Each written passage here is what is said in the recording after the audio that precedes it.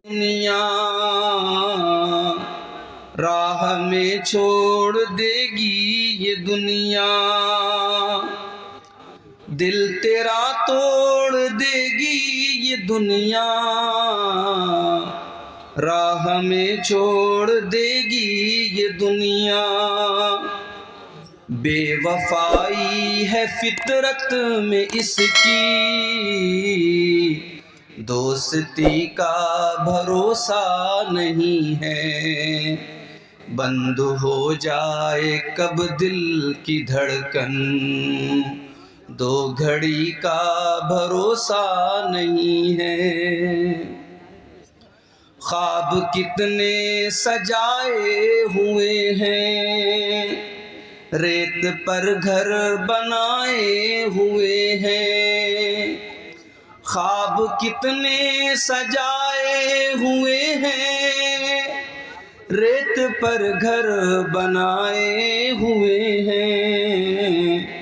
100 बरस तक की तैयारियां हैं, और अभी का भरोसा नहीं है।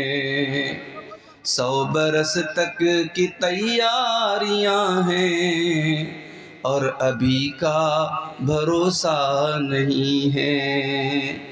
बंद हो जाए कब दिल की धड़कन, दो घड़ी का भरोसा नहीं है। दो घड़ी का भरोसा नहीं है। एक चरागे मोहब्बत जलाओ, कब्र को अपनी रोशन बनाओ। एक चरागे मोहब्बत जलाओ, कब्र को अपनी रोशन बनाओ। हश्र तक इसमें सोना पड़ेगा, हश्र तक इसमें सोना पड़ेगा। रोशनी का भरोसा नहीं है। बंद हो जाए कब दिल की धड़कन, दो घड़ी का भरोसा नहीं है। कब तलक हुब्बे दुनिया करेगा, एक न एक दिन तो आखिर मरेगा। कब तलक हुब्बे दुनिया करेगा, एक न एक दिन तो आखिर मरेगा। मालो दौलत पे हरगिज न खुश हो, इस खुशी का भरोसा नहीं है। और आखिरी शेर समाप्त फरमाए। तूने दुनिया को पाने की खातिर, तूने दुनिया को पाने की खातिर कितनी मेहनत मुशक्कत उठाई। तूने दुनिया को पाने की खातिर कितनी मेहनत मुशक्कत उठाई। हाथ तेरे न आई चमक कुछ। दुनिया इंसान जितनी भी कमा ले, एक दिन खाली हाथ दुनिया से जाना है। जिंदगी भर इंसान भागता है जिस दुनिया के पीछे, सब कुछ छोड़ के खाली हाथ जाता है। हाथ तेरे न आई चमक कुछ, इस चमक का भरोसा नहीं है। ये हकीकत है ऐ मेरे भाई, जिंदगी का भरोसा नहीं है। सदर मुहतरम, उलमाए किराम, मुहतरम बुजुर्गों, नौजवान साथियों, माओ और बहनों, प्यारे बच्चों, अपने अजीज दोस्त शेख इसहाक आलियावी हफिज़हुल्लाह की दावत पर आज के इस प्रोग्राम में जो मदरसा मिफ्ताहुल उलूम सादलपुर कला का सालाना प्रोग्राम है और गालिबन 5 बच्चों की दस्तारबंदी भी आज हुई है। इस मौके पर मुझे आज हाजिर होने की सआदत मिली है। मैं मौलाना इसहाक साहब के साथ साथ इस मदरसे की कमेटी के तमाम ज़िम्मेदारों और अरकान का भी शुक्रिया अदा करता हूँ। बहुत इसरार करके प्रोग्राम लिया गया था। अंदाज़ा था कि जनवरी के आखिर में भी सर्दी का असर रहेगा और अच्छी खासी सर्दी आपके यहाँ अभी भी बाकी है। पटना से कटिहार आते हुए कई मरतबा रास्ते में काफ़ी घना कोहरा शबनम हमें मिली, लेकिन अल्लाह ताला की मदद भी साथ में रही। तकरीबन 5-5.25 घंटे में हम लोग कटिहार पहुंच गए, आपके इस इलाके में पहुंच गए और आने के बाद बहुत जल्द मुझे आपके सामने स्टेज पर लाया गया। मुझसे पहले आप इस इलाके के मारूफ बंगला मुकर्रिर हज़रत अली साहब की बंगला ज़बान में तकरीर सुन रहे थे। आखिर में उन्होंने मदरसे के लिए कुछ चंदा भी किया है। मुझे ऐसा महसूस हो रहा है जलसा कराने वालों की जो उम्मीदें होती हैं, उनका जो खर्च होता है वो आप ही के लिए होता है और इस उम्मीद में वो जलसा करते हैं कि ज़्यादा से ज़्यादा सामीन आएंगे और उनके मदरसे का ताउन करेंगे। मगर सर्दी की वजह से बहुत सारे जो दूर दराज से जो लोग आने वाले होते हैं वो नहीं आए हैं। ज़्यादातर करीब के लोग हैं, आसपास के लोग हैं। तो जो एक उम्मीद होती है जलसे वालों की अपने मदरसे के ताउन के लिए, वो जलसा करते हैं। शायद वो टारगेट उनका पूरा नहीं हो रहा है। मेरी आप सबसे अपील भी है कि आप अभी तक अगर पीछे रहे हैं तो आप आगे बढ़ कर के इसमें हिस्सा लीजिए और जो भी हो सके, जिसकी जो ताकत और हैसियत है, इस इदारे का ताउन करे।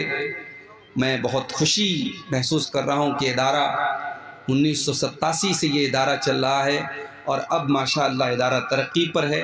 हम दुआ करते हैं अल्लाह ताला इस इदारे को मज़ीद तरक्की अता फरमाए, आमीन। मेरे भाइयों, हम और आप इंसान हैं और इंसान को अल्लाह ताला ने नेचुरली, फितरी तौर पर कुछ चीज़ों की मोहब्बत उसके दिल में डाली है। इंसान फरिश्ता नहीं हो सकता। कुछ चीज़ें ऐसी हैं जिससे मोहब्बत इंसान करता ही करता है। इंसान, कोई भी इंसान ये नहीं कह सकता कि मुझे उस चीज़ से मोहब्बत नहीं है। उन्हीं चीज़ों में से एक माल भी है। माल से इंसान बहुत मोहब्बत करता है। भाई आप गौर कीजिए, एक मेहनत मजदूरी करने वाला इंसान सुबह से लेकर शाम तक मेहनत करता है और बड़ी मुश्किल से अपने बाल बच्चों का पेट भरने के लिए चंद पैसे वो हासिल करता है।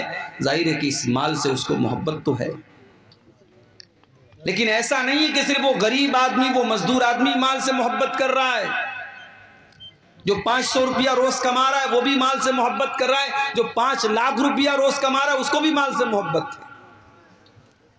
और ये बात हमारा रब कुरान में भी कहता है। भाई अल्लाह तबारक व तआला तो हमारा क्रिएटर है, हमें पैदा करने वाला, हमारी सृष्टि करने वाला हमारा विधाता है, हमारा निर्माता है, हमें पैदा करने वाला है अल्लाह ताला। उससे ज्यादा हमें कौन जानेगा। अल्लाह कुरान में कहता है वतुहिब्बूनल माल हुब्बन जम्मा, मेरे बंदो तुम माल से बहुत ज्यादा मोहब्बत करते हो। कुरान के 30वें पारे में एक सूरत है, सूरतुल आदियात, हमें से बहुत सारे लोगों को याद भी होगी। उस सूरत करीमा में अल्लाह ताला घोड़े की कसम खाता है, वल आदियाति ज़बहा फल मूरियाति क़दहा फलमुगीराति सुबहा फअतरन बिही नक़अ फवसतन बिही जमा। अल्लाह ताला घोड़े की कसम खाता है और घोड़े की 5 विशेषताएं बताता है, 5 खूबियां बताता है घोड़ों की। वलादियाति ज़बहा, कसम है उन घोड़ों की जो दौड़ते दौड़ते हाँफने लगते हैं। वलादियाति ज़बहा फलमुगीराति सुबहा, वलादियाति ज़बहा, कसम है उन घोड़ों की जो दौड़ते दौड़ते हाँफने लगते हैं। फलमुरियाति क़दहा, और जब वो दौड़ते हैं तो उनके टापों से चिंगारियां निकलने लगती हैं। फलमुगीराति सुबहा, फिर वो सुबह सुबह दुश्मन की फौज के ऊपर हमला करते हैं। फअतरन बिही नक़अ, और जब वो दुश्मन के ऊपर हमला करते हैं तो उनके दौड़ने की वजह से धूल उड़ती है, गर्दो गुबार उड़ता है। फवसतन बिही जमा, और वो दुश्मन की सप में बीचों बीच जाकर के हमला करते हैं। अल्लाह ताला घोड़े की कसम खा रहा है। और आप जानते कि घोड़ा जो है बड़ा वफादार जानवर होता है। घोड़े के बारे में मशहूर है कि घोड़ा मर जाएगा मगर अपने मालिक को अपनी पीठ से उतारेगा नहीं, बेवफाई नहीं करता है घोड़ा, आखिर दम तक मर जाएगा, जान दे देगा, अपने मालिक को अपनी पीठ से गिराएगा नहीं। अल्लाह तबारक व तआला घोड़े की कसम खा करके कहता है, इन्नल इंसान लिरब्बिही लकनूद। क्या भाई माइक वाले क्या चाह रहे हो भाई? इन्नल इंसान लिरब्बिही लकनूद, बेशक इंसान अपने रब का बहुत बड़ा नाशुक्रा है। घोड़ा अपने मालिक का थोड़ा सा चारा खाता है तो वफादारी करता है, कभी गद्दारी नहीं करता है। इंसान 24 घंटा अपने रब की दी हुई ऑक्सीजन में सांस लेता है, अपने रब की धरती पर सोता है, अपने रब के आसमान के नीचे जिंदगी गुजारता है, अपने रब का दिया हुआ अनाज खाता है, अपने रब का उतारा हुआ पानी पीता है, और फिर भी अपने रब की नाशुक्री करता है। इन्नल इंसान लिरब्बिही लकनूद, इंसान अपने रब का बहुत बड़ा नाशुक्रा है। व इन्नहु लिहुब्बिल खैरि लशदीद, और ये इंसान माल से बहुत ज्यादा मोहब्बत करता है, माल से प्रेम करता है, माल की बहुत ज्यादा इसके दिल में मोहब्बत है, तो कुरान कह रहा है। और जब इंसान कह दिया अल्लाह ने तो इसमें आलिम भी आ गया, जाहिल भी आ गया, बुरा भी आ गया, नेक भी आ गया, सब आ गए। हर इंसान के दिल में माल से मोहब्बत है। और आगे बढ़िए, कुरान का 3रा पारा उठाइए, सूरह आल इमरान की आयत नंबर 14 में अल्लाह फरमाता है, ज़ुय्यिना लिन्नासि हुब्बुश शहवाति मिनन निसाइ वल बनीन वल क़नातीरिल मुक़न्तरति मिनज़ ज़हबि वल फ़िद्दा वल ख़ैलिल मुसव्वमति वल अनआमि वल हर्स। अल्लाह कह रहा है इंसान के दिल में 6 चीज़ों की मोहब्बत हमने डाल दी है। 6 चीज़ों से इंसान हर हाल में मोहब्बत करता ही करता है। कौन सी 6 चीजें हैं? मिनन निसा, मर्दों के दिल में औरत की मोहब्बत डाल दी गई, औरत की जरूरत है उनको। इंसान अगर है, मर्द है, वो मर्द के अंदर अगर मर्दानगी बाकी है तो उसे औरत की जरूरत है। अगर किसी को औरत की जरूरत नहीं है तो फिर वो मर्द नहीं है। इसीलिए हमारी शरीयत में निकाह रखा गया।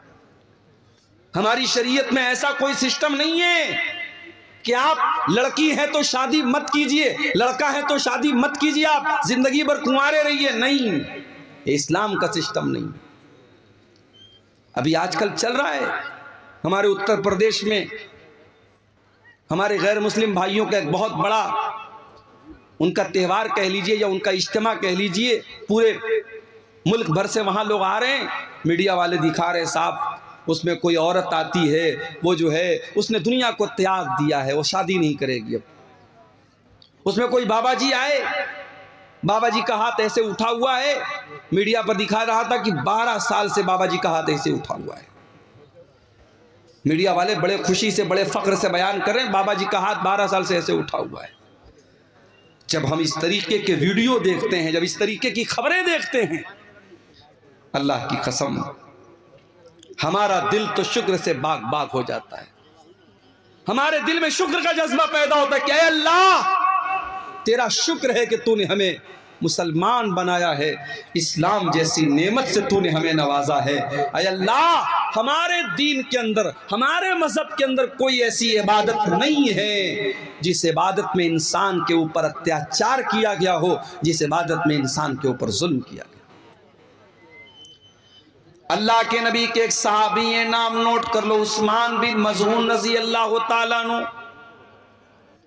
उनके दिल में एक मर्तबा ख्याल आया, शादी करूंगा, बीवी आएगी, बीवी को टाइम देना पड़ेगा, बच्चे पैदा होंगे, बच्चों को टाइम देना पड़ेगा, जितनी नमाज पढ़नी चाहिए उतनी नमाज नहीं पढ़ पाऊंगा, जितनी इबादत करनी चाहिए उतनी इबादत मैं नहीं कर पाऊंगा। उन्होंने इरादा कर लिया मैं कभी शादी ही नहीं करूंगा। फिर दिल में ख्याल आया कि मैं तो मर्द हूं और जब तक मेरे अंदर मर्दानगी बाकी है तब तक औरत की ख्वाहिश मेरे अंदर बाकी रहेगी। हजरत उस्मान बिन मज़ऊन रज़ी अल्लाह ताला अन्हु ने अपने आप को, अपनी मर्दानगी को ख़त्म करने का फैसला कर दिया। मैं इशारे में आपको समझा रहा हूँ, समझदार होंगे आप समझ जाएंगे। मर्द के जिस्म के अंदर जो मर्दानगी की अलामत होती है, हजरत उस्मान बिन मज़ऊन, और ये बात भी नोट कर लीजिए, ये वो वाले उस्मान गनी नहीं है जो अल्लाह के नबी के दामाद थे, ये दूसरे सहाबी हैं। इनके वालिद का नाम मज़ऊन था। उस्मान इब्न मज़ऊन रज़ी अल्लाह ताला अन्हु ने अपने आप को खसी करने का इरादा कर लिया। जैसे बकरा होता है ना, बकरे को खसी कर दिया जाए तो फिर वो इस लायक नहीं होता कि फिर वो जो है वो किसी दूसरी बकरी के साथ वो जा सके और फिर विलादत हो सके। तो जिस तरीके से बकरे और जानवरों के अंदर खसी होता है, उस जमाने में चूंकि मेडिकल साइंस की तरक्की का दौर नहीं था, तो बाज लोग क्या करते थे, अपने आप को खसी कर लेते थे ताकि शादी की ख्वाहिश उनके अंदर बाकी न बचे, मर्दानगी ही उनकी ख़त्म हो जाए। उस्मान इब्न मज़ऊन रज़ी अल्लाह ताला अन्हु ने अपने आप को खसी करने का इरादा कर लिया। जब अल्लाह के नबी को पता चला, आपने उनको बुलवाया, आपने कहा उस्मान, इन्नी लम उमर बिर रहबानिया, ऐ उस्मान बिन मज़ऊन में मुझे रहबानियत का हुक्म नहीं दिया गया है। ऐ उस्मान, जिस दीन को मैं लेकर के आया हूं, मेरे दीन के अंदर रहबानियत नहीं है।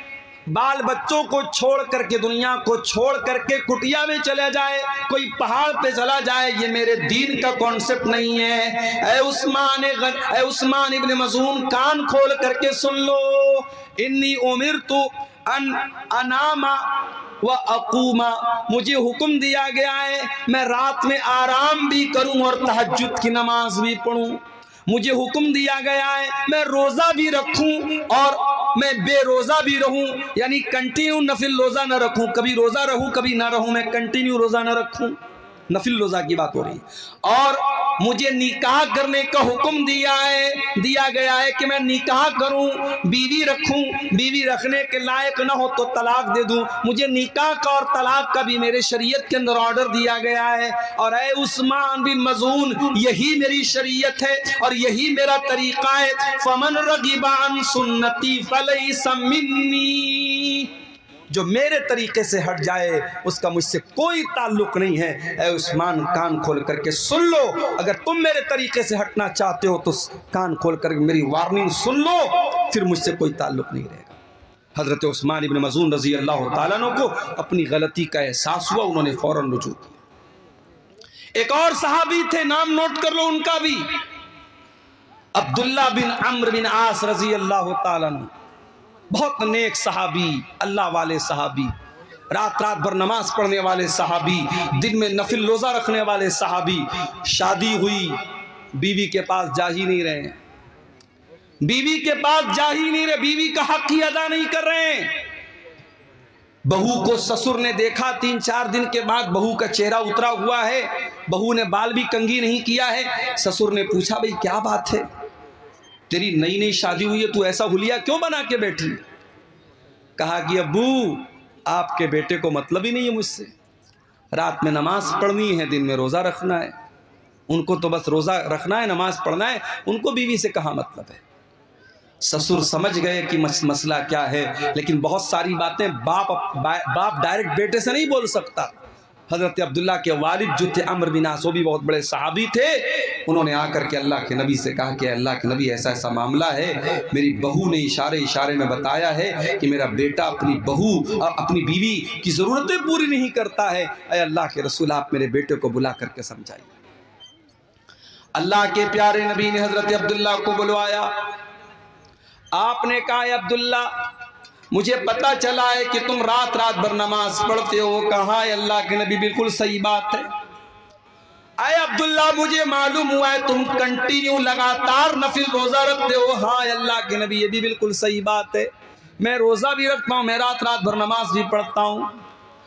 आपने कहा अब्दुल्ला, इन्ना लिअयनिका अलैका हक्का व इन्ना लिजसदिका अलैका हक्का व इन्ना लिज़ौजिका अलैका हक्का। आए अब्दुल्ला, तेरी आंखों का भी तेरे ऊपर हक है, तेरे शरीर का भी तेरे ऊपर हक है, तेरी बीवी का भी तेरे ऊपर हक है, तेरे मेहमान का भी तेरे ऊपर हक है, और तेरे रब का भी तेरे ऊपर हक है। आए अब्दुल्ला, सबका हक अदा करो, रात में नमाज भी पढ़ो और आराम भी करो, बीवी का हक भी अदा करो, दिन में कभी रोजा रखो कभी मत रखो, कंटिन्यू लगातार नफिल रोजा न रखो। आए अब्दुल्ला, ये मेरा तरीका, इसको फॉलो करो। इस्लाम इतना प्यारा दीन है मेरे प्यारे साथी। इस्लाम में आपसे ये नहीं कहा गया कि आप औरत से दूर हो जाएं। अल्लाह कह रहा है, ज़ुय्यिना लिन्नासि हुब्बुश शहवात, लोगों के दिल में औरत की मोहब्बत डाली गई है, औरत की जरूरत पड़ेगी तुम्हें, और इसीलिए इस्लाम ने तुमको निकाह का हुक्म दिया है। और मैं एक बात महसूस करता हूँ अपने समाज में, मैं तो बनारस में रहता हूँ, आपके यहाँ का माहौल उतना मैं बहुत ज़्यादा नहीं जानता। मैं अपने यहाँ में देखता हूँ कि लड़कियों की शादी जो होती है 18 साल में, 19 साल में, 20 साल में आम तौर से हो जाती है लड़कियों की शादी, लेकिन लड़कों की शादी 25 साल के पहले लोग नहीं करते आम तौर से, जबकि लड़का शादी के काबिल 20 साल में हो चुका है। अब 25 साल और 30 साल का होने के बाद आप उसकी शादी कर रहे हैं। मेरे प्यारे साथियों, इंसान को भूख आज लगी हो और खाना आप उसको 10 दिन के बाद खिलाएंगे तो बेचारा भूखा मर जाएगा। हम लोग आ रहे थे, हमारे ड्राइवर साहब भी साथ में आ रहे थे। मैं बनारस से दोपहर में कुछ खास मैंने खाया भी नहीं था, भूख लगी थी, और फिर ये भी मसला था, पहुंचना भी था आपके यहाँ, जल्दी भी थी, तो मैंने रास्ते में ऑनलाइन एक जगह होटल वाले को ऑर्डर दिया बेगूसराय में। वहाँ खाने की चीज़ जब पेट में कुछ गई तब जा कर के इंसान को सुकून मिलता है। ये हमारी फितरत और आदत है मेरे प्यारे साथी। एक लड़का 20 साल की उम्र में जवान हो रहा है और बाप उसकी शादी 30 साल की 32 साल की उम्र में कर रहा है। और वजह क्या है? वजह भी कोई ख़ास नहीं है, वजह भी कोई ख़ास नहीं है। बिला वजह की पाबंदियां लगा करके अच्छे रिश्तों को ठुकरा करके शादी में ताख़ीर की जा रही है। कान खोल करके सुन लो मेरे प्यारे साथियों, अपने समाज को अगर पाक करना है, ज़िनाकारी से दूर करना है, गंदगी से दूर करना है, अपने लड़के लड़कियों की सही टाइम पर शादी करो, सही टाइम पर शादी करो। उनको ज़रूरत है निकाह की। ये दौर सहाबा का दौर नहीं है, मैं बार बार कहता हूँ, ये फितरों का दौर है। हर हाथ में मोबाइल है, हर मोबाइल पर 5G इंटरनेट चल रहा है, गंदगी का पूरा सैलाब आपकी नौजवान नस्ल के पास मौजूद है। आप किस दुनिया में जिंदगी गुजार रहे हैं? अपने लड़के और लड़कियों की शादी को आसान करो मेरे साथ। और शादी की बात आई है तो कान खोल करके एक बात और सुन लीजिए। आपके इसी इलाके के कुछ लोगों ने मुझे बताया, मौलाना जरा इस पर भी आप बोलिएगा, हमारे यहाँ शादियों में डीजे बजता है, मुसलमान की शादी में डीजे बज रहा है, नाच गाना हो रहा है। ये शर्म की बात है मेरे प्यारे साथी, और ये उस पब्लिक और उस आवाम के लिए भी शर्म की बात है। और जिस निकाह में डीजे बज रहा है, उस निकाह में निकाह पढ़ाने वाले मौलवी के लिए भी शर्म की बात है। हमारे बनारस में भी एक दौर था जब शादियों में बैंड बाजा बजता था, लेकिन उलमा ने मिल करके आपस में तय किया कि जहां शादी में बैंड बाजा बजेगा हम निकाह नहीं पढ़ाएंगे, हम शामिल नहीं होंगे। सारे उलमा जब मुत्तहिद हो गए, कौम की इतनी हिम्मत नहीं थी सारे उलमा से पंगा ले सके। आखिर हालात बदले और आज बनारस में आप चले जाइए, ठीक है और बुराइयां आपको मिलेंगी, मगर शादी के पर कहीं भी आपको मुसलमान की शादी में कहीं बैंड बाजा और डीजे वगैरह नहीं मिलेगा। अजीब व गरीब बात है मेरे भाई, मुसलमान की शादी में बैंड बाजा बज रहा है, डीजे बज रहा है। मुसलमान की शादी में हल्दी की रस्म हो रही है, मुसलमान की शादी में तिलक की रस्म हो रही है, मुसलमान की शादी में मंगनी की रस्म पे दावतें हो रही हैं। अल्लाह के वास्ते मेरे प्यारे साथियों, उम्मत बहुत परेशान है, उम्मत बहुत परेशान है। उम्मत के कितने बच्चे भूख से मर रहे हैं, उम्मत की कितनी बेटियां गुर्बत की वजह से उनकी शादियां नहीं हो रही हैं, उम्मत के कितने टैलेंटेड बच्चे पैसा न होने की वजह से अपनी तालीम छोड़ रहे हैं। अगर आपके पास पैसा बहुत ज़्यादा है, पैसा खर्च करने के बहुत रास्ते हैं, निकाह को आसान करो मेरे प्यारे साथियों। मैं हैदराबाद भी तकरीर करने गया था, वहाँ पर भी मैंने कहा हैदराबाद में शादी होती है, एक एक शादी में 20-20 तरीके का खाना बनता है। मैंने वहाँ पर भी कहा एक तरीके का खाना बनाओ मेरे भाई, 19 तरह का 20 तरीके का खाना न बनाओ, एक तरीके का खाना बनाओ, 100 लोगों को खिला दो, ज़रूरी नहीं 1000 लोगों को खिलाया जाए। शादी को आसान करो, सिंपल करो। अल्लाह के प्यारे नबी ने फरमाया इन्ना ज़मन निकाही बरकत नहीं सरुहु मऊनतन, सबसे ज्यादा बरकत वाला निकाह वो है जिसमें सबसे कम खर्च किया जाए।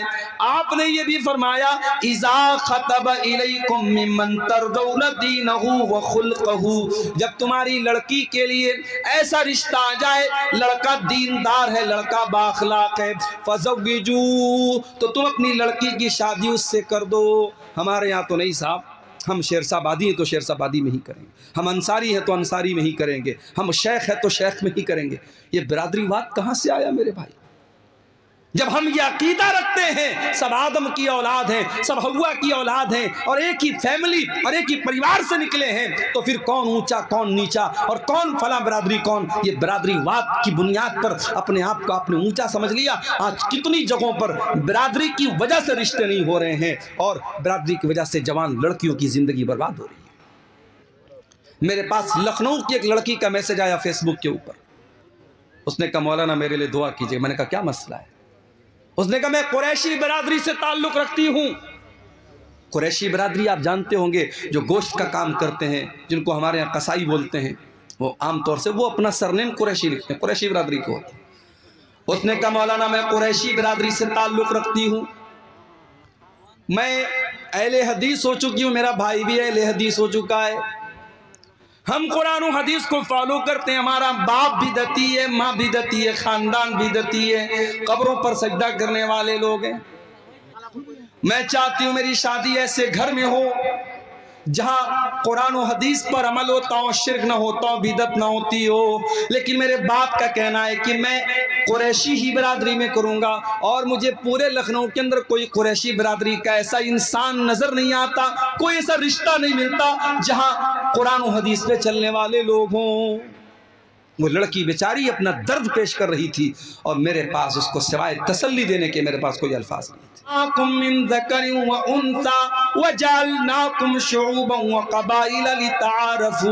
ऐ लोगो, तुम एक माता पिता की औलाद हो, एक माँ बाप की औलाद हो, आदम और हव्वा की औलाद हो। वजालनाकुम शुऊबन व कबाइल, तुम्हारी बिरादरियाँ अलग अलग हैं, तुम्हारे कबीले अलग अलग हैं। ये इसलिए नहीं है ताकि तुम एक दूसरे के ऊपर फख्र करो, लितारफू, ये तो जान पहचान के लिए ये सरनेम बनाए गए, ये बिरादरियां बनाई गई, ये बस जान पहचान के लिए बनाई गई। इनकी बुनियाद पर कोई किसी के ऊपर फख्र नहीं कर सकता है।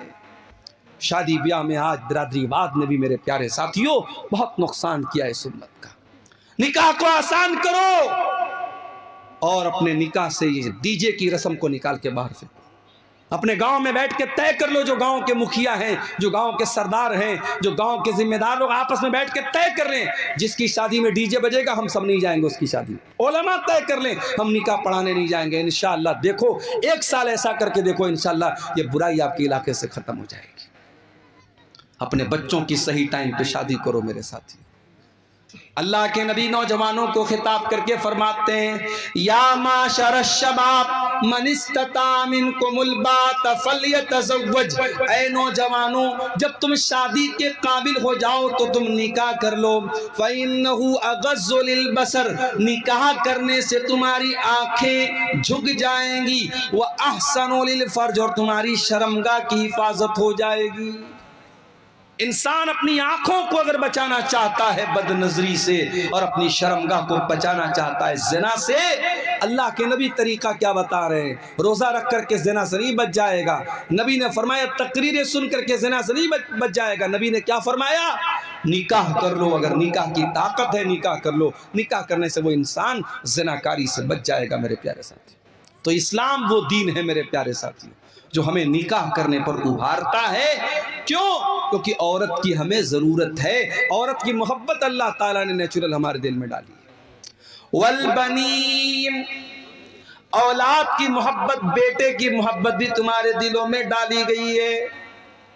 जिसके घर में औलाद नहीं है उससे जाकर के पूछो, वो लाख ऊपर से कह दे कि मुझे कोई कमी नहीं है, मगर जब दूसरे के घर में वो बच्चों को खेलता हुआ देखता है उसका भी दिल में चलता है कि मेरे घर में भी औलाद होती। औलाद की मोहब्बत और औलाद में बेटे की मोहब्बत अल्लाह ताला ने दिल में डाली है। किसी को सिर्फ बेटियां ही बेटियां हैं, उससे पूछो भाई तुमको बेटा चाहिए कि नहीं चाहिए। अगर भाई आज का जमाना तो ऐसा है कि ऑपरेशन हो जाता है, एक ऑपरेशन हुआ, दो ऑपरेशन हुआ, उसके बाद तो डॉक्टर लोग बोलते भाई अब तो ऑपरेशन नहीं हो सकता, 2-3 ऑपरेशन के बाद तो मामला खत्म हो जाता है। अब जिसको सिर्फ बेटियां हैं उससे पूछो भाई तुम्हें बेटा चाहिए, तो वो ऊपर से तो कहेगा नहीं यार लड़कियां आज के दौर में काफ़ी हैं, ये है वो है, मगर दिल में कहीं ना कहीं बेटे की कमी का एहसास होता है। मैं ये नहीं कह रहा हूं कि बेटियां नऊजुबिल्लाह बेटियों का दर्जा बेटों से कम है, मैं एक नेचुरल बात बता रहा हूं कि बेटे की मोहब्बत अल्लाह कुरान में कह रहा है कि बेटे की मोहब्बत तुम्हारे दिल में डालेगी। बेटे की जरूरत पड़ती है इंसान को। वल क़नातीरिल मुक़ंतरति मिनज़्ज़हाबी वल फ़िज़्ज़ति, और सोने चांदी के खजानों की मोहब्बत, मालो दौलत की मोहब्बत भी तुम्हारे दिल में डाली गई है। जितनी भी दौलत तुमको मिल जाए लेकिन तुम्हारा पेट भरने वाला नहीं है। कल तक जो 10,000 रुपया महीना कमा रहा था, बड़ी मुश्किल से घर चला रहा था, दुआ कर रहा था अल्लाह मेरी आमदनी बढ़ा दे, अल्लाह ने 10,000 से 50,000 कर दिया। अब 50,000 पे तो उसका पेट भर जाना चाहिए, मगर 50,000 पर भी पेट नहीं भरेगा। 1 लाख हो गई, अब तो पेट भर जाना चाहिए, 1 लाख से भी पेट न भरा। अल्लाह के नबी फरमाते हैं लौ कान लिब्ने आदम वादियान मिन ज़हब, अगर आदम के बेटे के पास सोने की 2 वादियां आ जाए, लबतगा सालिसन, तो वो तीसरे की तमन्ना करेगा, उसे तीसरी भी चाहिए। 2 वादी मिल गई, सोने के 2 पहाड़ मिल गए, उससे पेट नहीं भरेगा, उसे तीसरी भी वादी चाहिए, तीसरा भी पहाड़ चाहिए। और आगे अल्लाह के नबी फरमाते हैं वला यमलउ जौफ इब्न आदम इल्ला तुराब, इंसान के पेट को अगर कोई चीज भर सकती है तो कब्र की मिट्टी भर सकती है। जब कब्र में जाएगा वही जाकर के पेट भरेगा, दुनिया में कभी पेट नहीं भर सकता। अल्लाह कह रहा है कि ऐ इंसान, तेरे दिल में माल की मोहब्बत, सोने की मोहब्बत, चांदी की मोहब्बत तेरे दिल में डाल दी गई। वल खैलिल मुसव्वमती, और इंसान के दिल में घोड़ों की मोहब्बत डाल दी गई है। घोड़े की मोहब्बत उसके दिल में डाल दी गई है। कैसे घोड़े? जो निशान लगे हुए घोड़े। अरब में एक घोड़ा होता था जिस पर निशान लगा होता था, वो बड़ा बेहतरीन घोड़ा होता था। उस जमाने की सवारी घोड़ा थी, आज के जमाने की सवारी कार है। अभी हैदराबाद में मेरा एक सफर था, एक मस्जिद में मेरा प्रोग्राम था।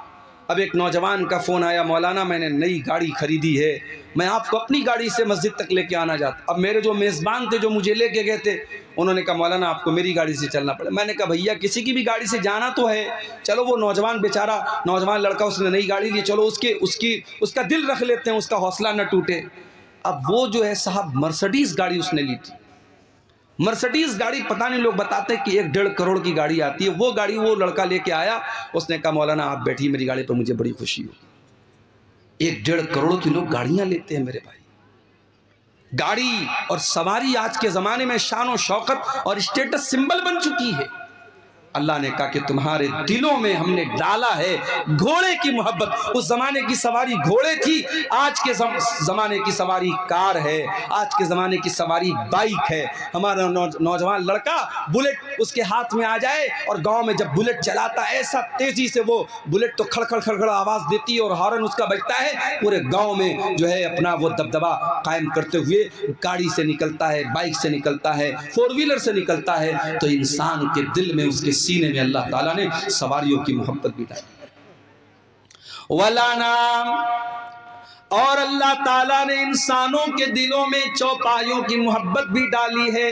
आप लोग गांव देहात के, आप ज्यादा अच्छी तरीके से समझते होंगे। गाय, बैल, बकरी, ये जो चौपाए होते हैं, जो लोग इसको पालते हैं, बड़ी मोहब्बत होती है अपने चौपाए से। वल हर्सी, और इंसान को अपनी खेती बाड़ी से बड़ी मोहब्बत होती है। 6 चीजों का नाम अल्लाह ने लिया। औरत की मोहब्बत तुम्हारे दिल में है, औलाद की मोहब्बत, बेटे की मोहब्बत तुम्हारे दिल में है, सोने चांदी की मोहब्बत तुम्हारे दिल में है, और घोड़े की मोहब्बत तुम्हारे दिल में है, चौपाए की मोहब्बत तुम्हारे दिल में, और खेती बाड़ी की मोहब्बत तुम्हारे दिल में डाली गई है। 6 चीजों का नाम लेने के बाद अल्लाह ने क्या फरमाया? ज़ालिका मताउल हयातिद दुनिया वल्लाहु इंदहु हुस्नुल मआब।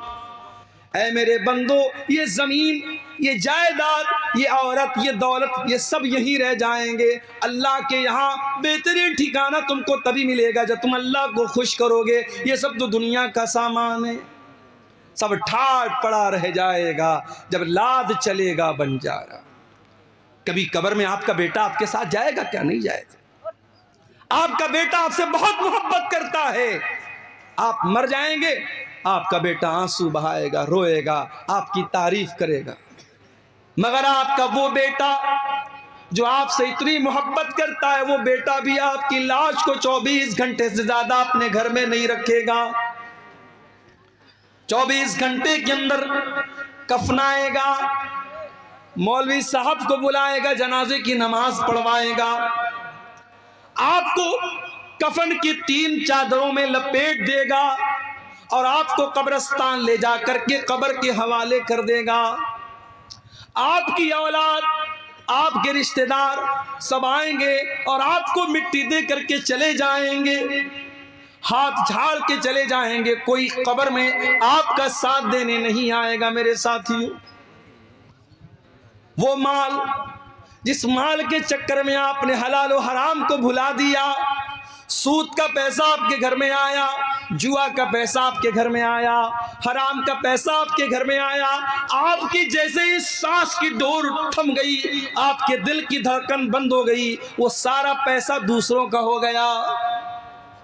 भाई इंसान मरा, पैसा किसका हो गया? वारिस का हो गया, बेटे का हो गया, बीवी का हो गया, माँ का हो गया, बाप का हो गया। इंसान कुछ लेके नहीं जा रहा है, कब्र में अकेला जा रहा है। कब्र में न माल आपके काम आया, न बच्चे आपके काम आए, न बीवी आपके काम आई, कोई काम ना आया। फिर मेरे प्यारे साथियों, जब उस कब्र में मुनकर नकीर आएंगे और आपसे 3 सवाल करेंगे, मन रब्बू का, मन नबियों का, मा दीनों का, तेरे रब कौन है, तेरे नबी कौन है, तेरा दीन क्या है। इन 3 सवालों का जवाब, आपका ईमान अगर सही होगा, आपका अमल सही होगा, तभी इन 3 सवालों का जवाब आपकी जबान से निकलेगा, वरना जवाब भी नहीं निकलेगा। इन 3 सवालों का जवाब नहीं निकल पाएगा इंसान के जबान से अगर उसका अकीदा सही नहीं है, उसका ईमान सही नहीं है। इन 3 सवालों का जवाब वो नहीं दे पाएगा। उसके बाद अल्लाह के नबी फरमाते, कब्र दबोचेगी, कब्र तंग हो जाएगी। हाय हाय, अब्दुल गफ्फार साहब आप बहुत तकरीरें किया करते थे, बहुत आपने कुरान की आयतें पढ़ पढ़ के सुनाई है, आपकी कब्र में आपका क्या अंजाम होगा। अरे मेरी क्या हैसियत है, यहां नबी के सहाबी का मैं आपको वाकया सुना रहा हूं, नाम नोट कर लो मेरे नौजवानों। अगर फेसबुक पर कभी फालतू चीजें देखने से टाइम मिल जाए तो कभी यूट्यूब पर जा करके इस सहाबी के बारे में भी सर्च कर लेना। ये सहाबी कौन थे?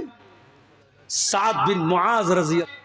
इतने अजीम सहाबी थे, जब उनका इंतकाल हुआ, उनके जनाजे को जब उठाया जाने लगा, उनका बदन बहुत हैवी था, उनकी बॉडी बहुत हैवी थी।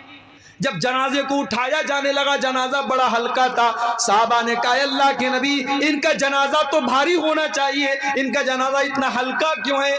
आपने फरमाया, इन्न लहू हमलतन गैरुकुम, ऐ मेरे साहबा, साद इब्ने मुआज के जनाजे को तुमने अकेले नहीं उठाया है, फरिश्तों ने भी उठाया है। इनके जनाजे में 70,000 फरिश्ते आए थे। 70,000। मैं सही हदीस सुना रहा हूं आपको, अल्हम्दुलिल्लाह। ऐसा नहीं कि मैं सीमांचल में बैठा हूं तो कुछ भी बयान करके चला, सही हदीस आपके सामने पढ़ के सुना रहा हूं। साद इब्ने मुआज की के जनाजे में 70,000 फरिश्ते आए थे। इनका इंतकाल हुआ तो अल्लाह के नबी ने फरमाया, हाज़ल्लज़ी तहर्रक लहुल अर्श, इनके इंतकाल पर अल्लाह ताला का अर्श हिल गया। फुतिहत लहू अब्वाबुस समा, इनके मरने पर आसमान के सारे दरवाजे खोल दिए गए। आसमान वाले खुश हो गए, बहुत नेक इंसान की रूह आ रही है, बहुत नेक इंसान मरने के बाद आ रहा है। और 70,000 लोग इनके जनाजे में शामिल, 70,000 फरिश्ते इनके जनाजे में शामिल हुए थे। इतने बड़े सहाबी हैं हजरत साद बिन मुआज रजी अल्लाह ताला। अब जरा गौर से सुनना जो बात मैं बताने जा रहा हूं। साद इब्ने मुआज का इंतकाल हो गया, जनाजे को कब्र में उतारा जा रहा है। अल्लाह के प्यारे नबी वही कब्र पर खड़े। अचानक जब इनको कब्र में उतारा गया, अल्लाह के नबी का चेहरा बदल गया।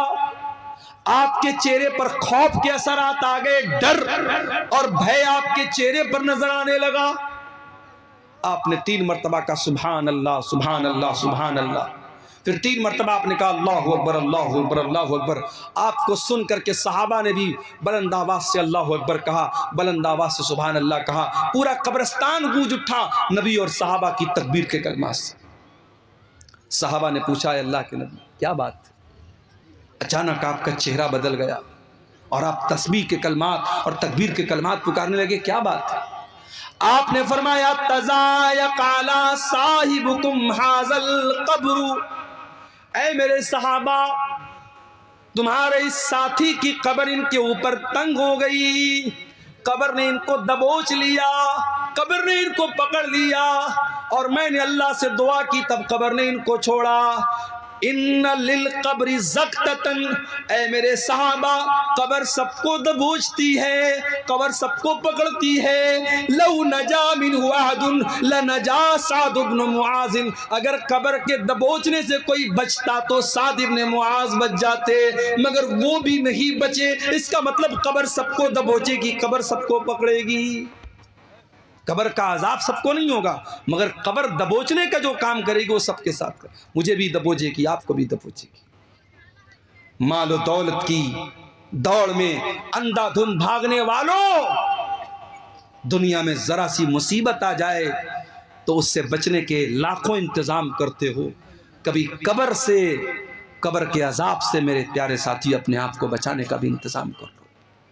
आज हालात ये हो चुके हैं, मालो दौलत की मोहब्बत इस कदर हमारे दिल में पैदा हो चुकी है कि हम हलाल और हराम भूल चुके हैं और हमें नबी की वो हदीस याद आती है।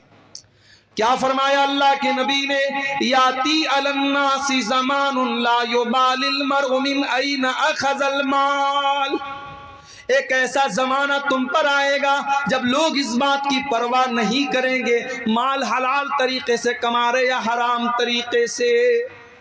हमारा नौजवान बिजनेस नहीं करना चाहता, हमारा नौजवान नौकरी नहीं करना चाहता, हमारा नौजवान मेहनत मजदूरी करना नहीं चाहता। वो चाहता है कि ड्रीम 11 पर जुआ खेल करके पैसा कमा ले, वो चाहता है कि IPL में सट्टा लगा करके पैसा कमा ले, वो चाहता है कि ओजोन नाम की कोई कंपनी आ जाए, मेटा ओजोन नाम की कोई कंपनी आ जाए, क्रिप्टो करेंसी के नाम से कोई कंपनी आ जाए और बैठे बिठाए पैसा लगा करके बैठे बिठाए रातों रात अमीर बन जाए। मेरे नौजवानों, अपने आप को काहिल मत बनाओ, अपने दिमाग को और अपने जिस्म को मेहनत पर लगाओ। इसी मुल्क में रतन टाटा का भी इंतकाल हुआ। बहुत छोटी सी शुरुआत की थी रतन टाटा ने, और आज उनकी कंपनी का एक ब्रांड बन गया। सड़क पर मारुति की गाड़ी भी आती है, होंडा की गाड़ी भी आती है और टाटा की गाड़ी भी आती है। कभी आपने फर्क महसूस किया? टाटा की गाड़ी जब आती है, लोग कहते भाई साहब टाटा की कंपनी, टाटा की गाड़ी मजबूती में बेमिसाल होती है। मैं साउथ इंडिया में मैंने देखा कि लोग मारुति की गाड़ी नहीं खरीदते, 4 व्हीलर मारुति की बिल्कुल नहीं खरीदते। आंध्रा वगैरह में मैंने देखा। मुझसे लोगों ने कहा मौलाना कभी गाड़ी लेना टाटा की लेना, क्यों? बोले फैमिली के साथ आपको सफ़र करना है अगर हमेशा टाटा की गाड़ी लेना, क्योंकि टाटा की गाड़ी बहुत मजबूत होती है, बहुत परीक्षण होता है, बहुत जाँच होती है, उसके बाद वो मार्केट में आती है। एक छोटी सी कंपनी खोली थी रतन टाटा ने, आज पूरे भारत का एक बड़ा ब्रांड बन गया। हम और आप भी ब्रांड बना सकते हैं मेरे साथी। हमारा भी कोई नौजवान अगर मेहनत और हिम्मत से काम ले, कल उसकी कंपनी का भी एक ब्रांड बन सकता है। और इस देश में हमने देखा मुकेश अंबानी, आज जिनके यहाँ शादी होती है तो करोड़ों खर्च करते हैं। उनके बेटे अनंत अंबानी की शादी होती है तो मीडिया में पूरा एक वावेला मच जाता है, साहब इतनी बड़ी शादी हो रही है। मुकेश अंबानी का बाप धीरू भाई अंबानी दुबई में लॉन्ड्री का काम करते थे। लॉन्ड्री का मतलब समझते हैं? होटल में आप जब जाते हैं, होटल के कमरे में आपका कपड़ा अगर धुलने के लायक होता है तो होटल वाले आपसे वो कपड़ा ले लेते हैं, कुछ चार्ज आपको देना पड़ता है और वो कपड़ा धुला जाता है। उस कपड़े की धुलाई का काम करते थे कौन? मुकेश अंबानी के जो बाप थे, जिनका नाम था धीरू भाई अंबानी।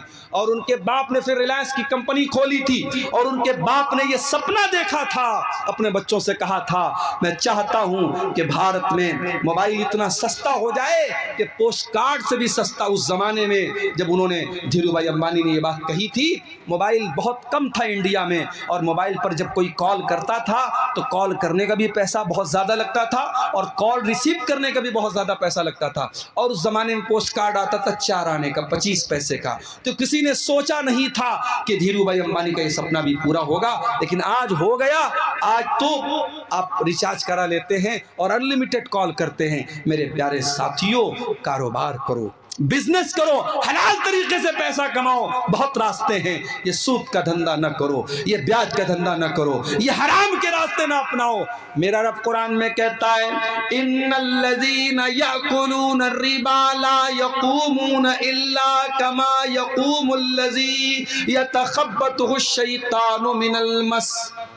जो लोग सूद और ब्याज खाते हैं वो कयामत के दिन इस तरीके से उठेंगे जैसे शैतान किसी को छू करके पागल कर दे। शैतान किसी को छू करके पागल कर दे, उस तरीके का हाल किसका हो जाएगा? ब्याज खोर का हो जाएगा। अब सुन लो, मौलाना इसहाक साहब ने कहा था मौलाना आप सूद पर थोड़ा खुल करके बोलिएगा। अब कितना खुल करके बोला जाए मेरे साथ? सूद पर कितना खुल करके बोला जाए? ये सूद क्या है जरा इसको समझ लीजिए।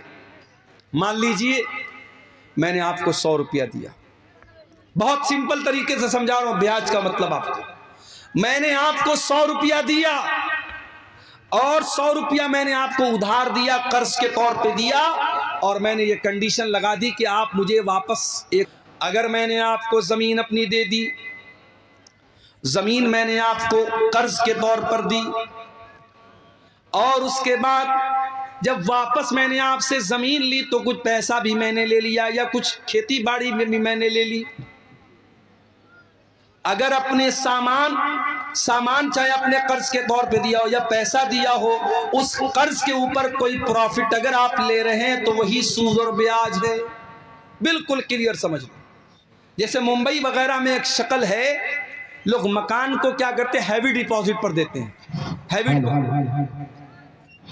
शेख हजरत मौलाना मनीरुद्दीन साहब बंगाल डेरफुटिया साहब अपने क़यामगाह से निकल चुके हैं, कुछ ही देर में तशरीफ फरमा होंगे। मेरी माँ और बहनों से गुजारिश है कि वो अभी घर ना जाए, जिसके इंतजार में बैठी हुई थी वो बस चंद लम्हे में स्टेज में तशरीफ फरमा होंगे। मुंबई वगैरह में ये शक्ल राइज है कि लोग क्या करते हैं कि ज़मीन जो है हैवी डिपॉजिट पर देते हैं। मान लीजिए मेरे पास ज़मीन है, घर है, और आप मेरे पास आए, मौलाना साहब मैं आपका घर लेना चाहता हूँ, रहना चाहता हूँ। मैंने कहा ठीक है भाई, तुम 1 लाख रुपया दे दो। अब 1 लाख रुपया आपसे मैंने ले लिया और घर आपको मैंने दे दिया, आप रह रहे हैं मेरे घर में। जितने दिन तक आपकी मर्जी आप मेरे घर में रह रहे हैं, और जब आप वापस जाने लगेंगे तो मैं वो हैवी डिपॉजिट जो आपने मुझे दिया था 1 लाख रुपया, मैं आपको रिटर्न कर दूंगा। ये बिल्कुल हराम है, ये सूद की एक शक्ल है, बिल्कुल क्लियर, इसको समझ लीजिए।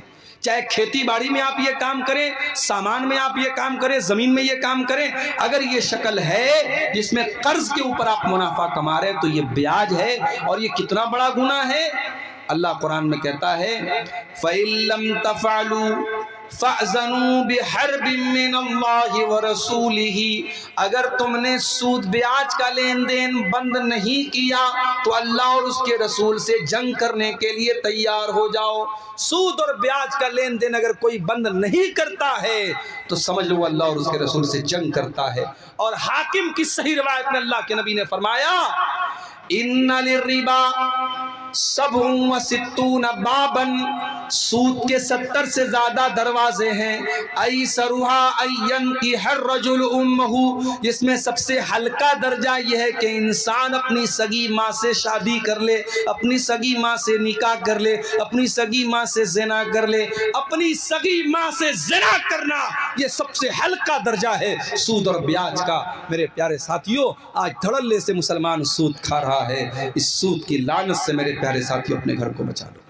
और याद रखो अल्लाह कुरान में क्या कहता है, यमहकुल्लाहु रिबा व युर्बिस सदक़ात, अल्लाह सूद को मिटाता है, अल्लाह सदका खैरात में इजाफा करता है। आपने सूद के जरिए ऐसा लगता है कि आप पैसा कमा रहे हैं, माफ कीजिए आप पैसा कमा नहीं रहे बल्कि आप पैसा डुबा रहे हैं। आप अपने पैसे की बरकत को मिटा रहे हैं, आप अपने घर का सुकून मिटा रहे हैं, आप अपनी दुआओं का असर मिटा रहे हैं। जिस घर में हराम कमाई आएगी उस घर की दुआ भी कबूल नहीं हो।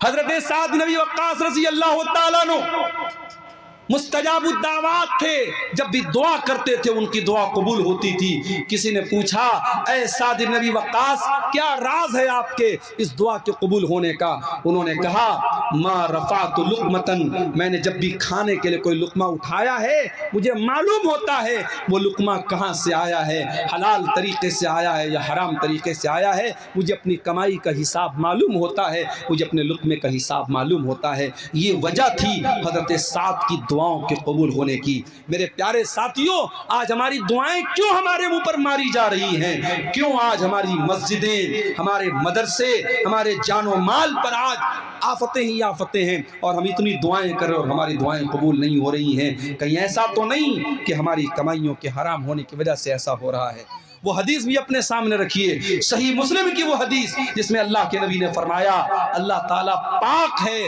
और पाक ही चीज को कबूल करता है। अल्लाह ने अपने रसूलों को भी इसी बात का हुक्म दिया, या अय्युहर रसूल कुलू मिनत तय्यिबाति वअमलू सालिहा, ऐ मेरे रसूलों पाक और हलाल चीजें खाया करो।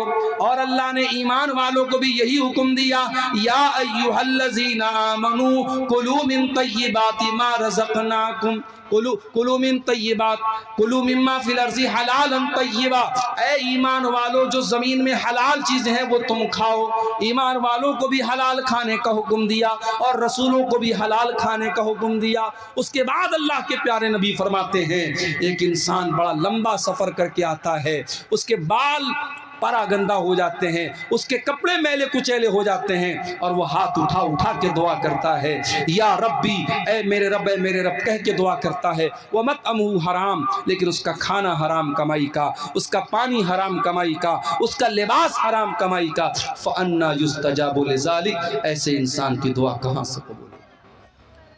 हमारे यहाँ हराम कमाई का एक तरीका और भी है। रिश्वत के जरिए पैसा कमाना। बहुत सारे लोग क्या करते हैं, दूसरे की जमीन हड़प ली, दूसरे का खेत हड़प लिया, अदालत तक मामला गया, उन्होंने वकीलों को रिश्वत दे करके, पुलिस वालों को रिश्वत दे करके अपने हक में, अपने फेवर में फैसला करा दिया। कान खोल करके सुन लो, रिश्वत के जरिए किसी का हक खाने वाला वो भी हराम खोर है। अल्लाह कुरान में कहता, वला ताकुलू अमवालकुम बैनकुम बिल बातिल, ऐ लोगो, ऐ ईमान वालो, एक दूसरे का माल नाजायज तरीके से न खाया करो। व तुदलू बिहा इलल हुक्काम, और अपने मामले को हाकिम के पास न लेके जाया करो। लिताकुलू फरीक़म मिन अमवालिन नास बिल इस्मि व अंतुम तालमून, जानबूझ करके दूसरों का माल नाजायज तरीके से खाने के लिए हाकिम के पास, अदालत के पास, जज के पास, वकील के पास अपने मामले को न लेके जाया करो।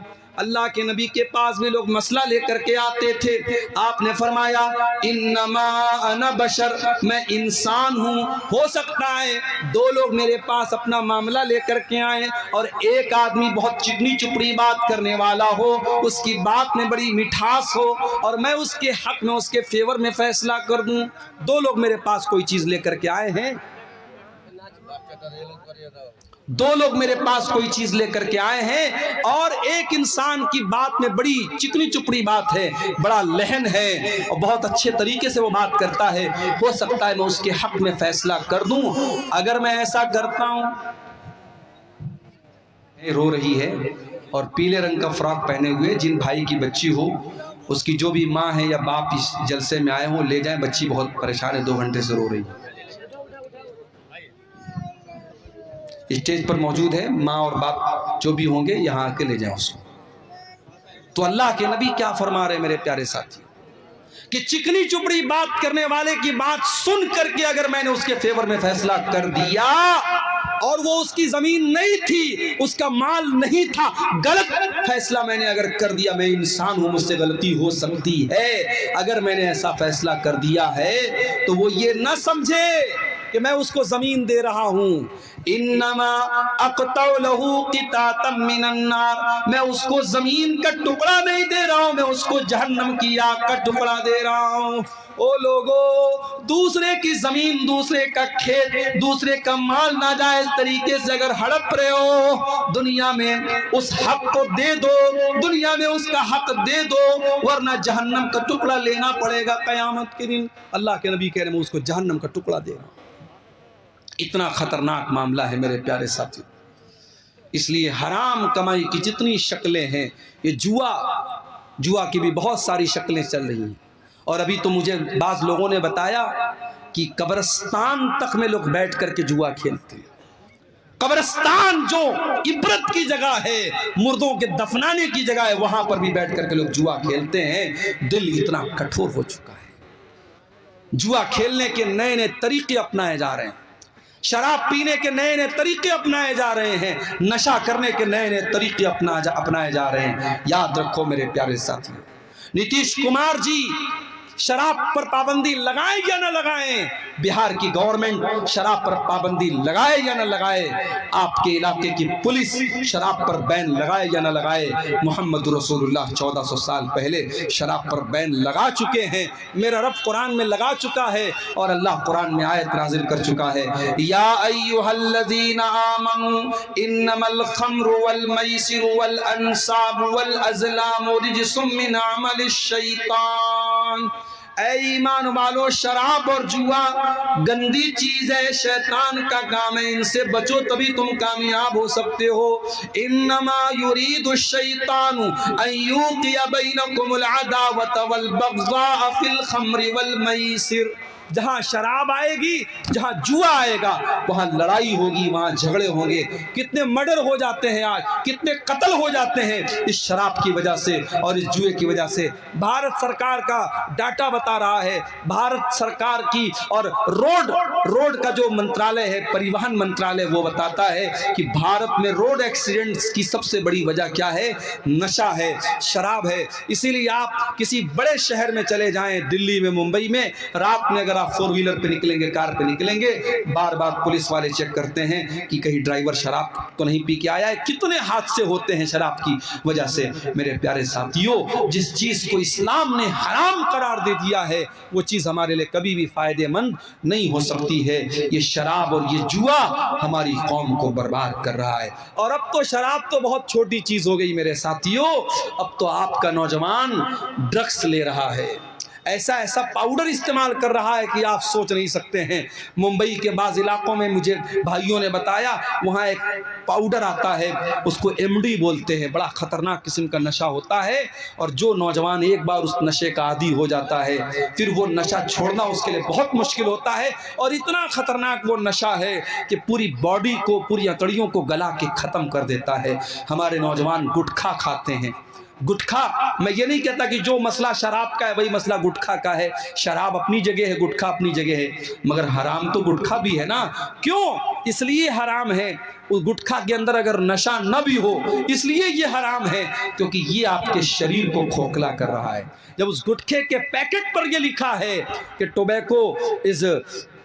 टोबैको कॉजेस कैंसर, तंबाकू से कैंसर हो सकता है, जब गुटखा के ऊपर खुद सरकार ने लिखवाया है और गुटखा कंपनी ने लिखवाया है, और आप उस गुटखे को खा करके अपने आप को कैंसर के हवाले कर रहे हैं। माफ़ कीजिए, ये शरीर, ये जिस्म, ये अल्लाह ताला ने अमानत के तौर पे दिया है। इस शरीर को बर्बाद करने का हमें और आपको कोई अधिकार नहीं है। इसलिए मेरे साथियों, मेरे नौजवान साथियों, गुटखे से भी अपने आप को दूर रखो, शराब वगैरह से भी दूर रखो, हर उस चीज़ से दूर रखो जो आपकी बॉडी और आपके शरीर को नुकसान पहुंचाने वाला हो। और आगे बढ़िए, एक और चीज जो हमारे समाज को बर्बाद कर रही है बड़ी तेजी के साथ, मर्द और औरत के नाजायज ताल्लुकात, जिनाकारी और बदकारी समाज को बर्बाद कर रही है, रिश्तों की मर्यादा को बर्बाद कर रही है।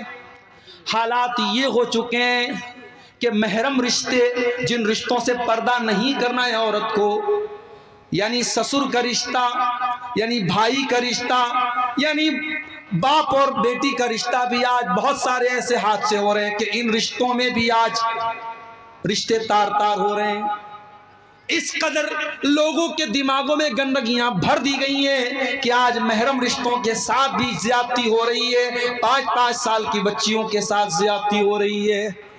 ओ लोगों, याद रखो, सरकार कानून तो बना लेगी मगर कानून को जमीन पर लागू कौन करेगा?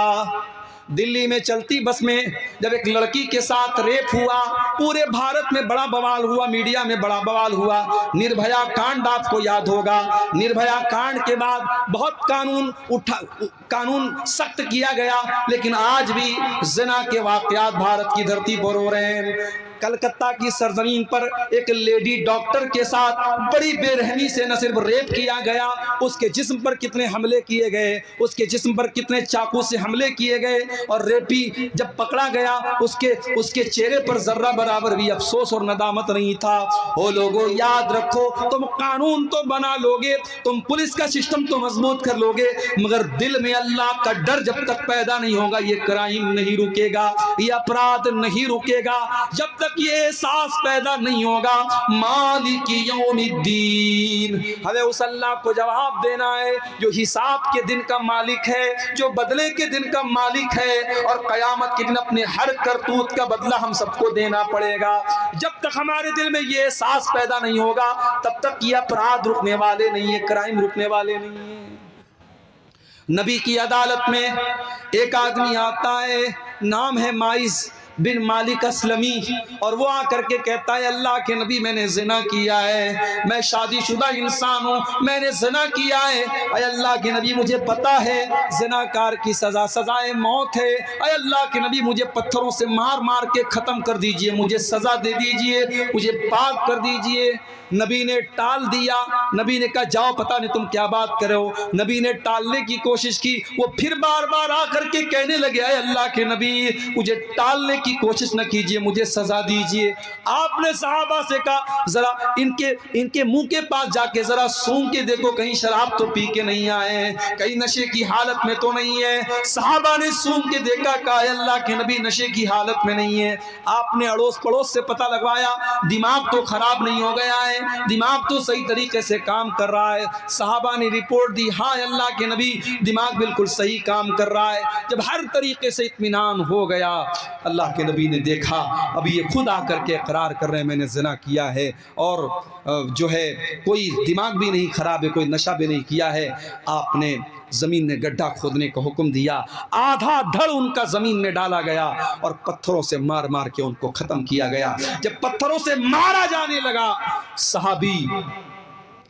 सहाबी को जब मारा जाने लगा, सजाए मौत जब दी जाने लगी, तो गालिबन हजरत उमर फारूक रजी अल्लाह ताला अन्हु उन्होंने एतराज़ किया था। जब उनके इंतकाल के बाद अल्लाह के नबी ने उनकी जनाजे की नमाज पढ़ाने का इरादा किया आपने, तो हज़रत उमर ने कहा कि एक जानी इंसान की आप जनाजे की नमाज पढ़ाएंगे? तो अल्लाह के नबी ने फरमाया कि ए उमर इब्न खत्ताब, इन्होंने इतनी सच्ची तौबा की है, अगर मदीना के 70 गुनहगारों में इस तौबा को तकसीम कर दिया जाए तो 70 गुनहगारों के लिए तौबा काफ़ी हो जाएगी।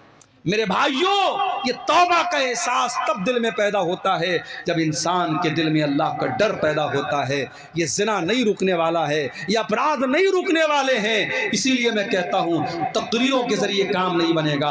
अपने बच्चों को बचपन से अल्लाह का खौफ उनके दिल में पैदा करो, अपने बच्चों को ऐसी तरबियत दो, आपकी बेटी जब घर से निकले तो सिर्फ ये सोच करके पर्दा ना करे कि मेरे माँ ने कहा है, मेरे बाप ने कहा है, वो ये सोच करके पर्दा करे कि मेरे रब ने कहा है, मेरे कुरान ने कहा है, मेरे नबी ने कहा है। और जब ये सोच करके वो पर्दा करके निकलेगी तो मुस्कान नाम की वो लड़की कर्नाटक की सरजमीन पर, जिसके नकाब पहन करके निकलने पर उसके सामने बदतमीजी की गई और उसने अल्लाह अकबर की आवाज़ बुलंद की थी, वो हमारी बेटी और बहनें मेरे प्यारे साथियों तब पैदा होंगी जब आप उनकी सही तरबियत करेंगे, अल्लाह का खौफ उनके दिल में पैदा करेंगे। एक औरत आती अल्लाह के नबी के पास, उस औरत ने भी आकर के कहा अल्लाह के नबी इन्नी असब्तु ज़िना, मैंने ज़िना किया है, मुझे पाक कर दीजिए। बाज़ उलमा ने लिखा है कि उस औरत के साथ ज़िना किया था माइज़ बिन मालिक असलमी ने। ये गामिदी औरत थी, ये भी आकर के कहती है अल्लाह के नबी मैंने ज़िना किया है। अल्लाह के नबी ने फरमाया कि जाओ अल्लाह तुमको माफ़ करे। उसने कहा मुझे टालने की कोशिश न कीजिए, मैं प्रेग्नेंट हूँ, मेरे पेट में बच्चा है, आपको मुझे सज़ा देनी पड़ेगी। आपने कहा गलती तेरी है, तेरे बच्चे की कोई गलती नहीं है, जा जब बच्चा जन्म ले ले, जब बच्चा पैदा हो जाए तब तो मेरे पास आना। 9 महीने गुजर गए, बच्चा जन्म लेता है, बच्चे को गोद में लेकर के आती है, अरे अल्लाह के नबी अब तो मुझे पाक कर दीजिए। आपने कहा जा, अभी बच्चा तेरा दूध पिएगा, अभी बच्चा बहुत छोटा है, जब बच्चा रोटी खाने लगे, दूध छोड़ दे तब तू मेरे पास आना। अल्लाह के नबी 2 साल की और मोहलत दे देते हैं उस औरत को। 2 साल के बाद वो आती है, जब बच्चे के हाथ में रोटी का टुकड़ा ले लेता है बच्चा, बच्चे के हाथ में रोटी का टुकड़ा है और बच्चे को गोद में लेके आती है, अरे अल्लाह के नबी मेरा बच्चा दूध छोड़ चुका है, रोटी खाने लगा है, अब तो मुझे पाक कर दीजिए। उस औरत के लिए भी अल्लाह के प्यारे नबी जमीन में गड्ढा खुदवाते हैं और उस औरत को भी पत्थरों से मार मार के खत्म किया जाता है। और जब उस औरत को पत्थर मारे जाने लगे, उस औरत के खून के कुछ छींटे हजरत खालिद बिन वलीद के कपड़े पर पड़ गए और खालिद बिन वलीद की जबान से कुछ नाजेबा कलमात निकल गए कि ऐसी नापाक औरत का खून मेरे कपड़े पर पड़ गया, कुछ इस तरीके के जुमले उनके मुंह से निकल गए। अल्लाह के नबी ने फरमाया महलन या खालिद, ऐ खालिद खबरदार, अपनी जबान को कंट्रोल करो, अपनी जबान को लगाम दो। लक़द ताबत तौबतन लौ ताबहा साहिब मुहसिन लगफिर लहू। ऐ खालिद, इस औरत ने इतनी सच्ची तौबा की है, अगर कोई डाकू और कोई चोर भी ऐसी तौबा करता अल्लाह उसकी तौबा कबूल कर लेता। मेरे प्यारे साथियों, हम आज अगर इन गुनाहों से बचना चाहते हैं तो हमें और आपको अपने दिल में अल्लाह का खौफ पैदा करना पड़ेगा। और मेरे अजीज़ों, आखिर में यही गुजारिश करना चाहता हूँ कि अपनी नौजवान नस्ल को ये मदरसा मिफ्ताहुल उलूम जैसे मदरसे या आपके बच्चों को और आपकी बच्चियों को जो दीनी तालीम दे रहे हैं, इनको कुरान और हदीस सिखा रहे हैं, ये हमारी बुनियादें हैं। मेरे भाइयों, इन बुनियादों को सींचना, इनको कायम रखना हमारी और आपकी जिम्मेदारी है। इनको ज़रूर कायम रखिए और अपने बच्चों को अल्लाह का खौफ उनके दिल में पैदा कीजिए। हम अल्लाह से दुआ करते हैं रब्बुल आलमीन हमें हर किस्म की बुराई से, हर किस्म की हराम कमाई से, हर किस्म की बुरी आदत और लत से अल्लाह ताला हम सब की हिफाजत फरमाए। अल्लाह ताला जब तक दुनिया में ज़िंदा रखे इस्लाम पर ज़िंदा रखे और हम सब का खात्मा ईमान पर हो। आमीन व आखिर दावाना अनिल हम्दुलिल्लाहि रब्बिल आलमीन। वस्सलाम।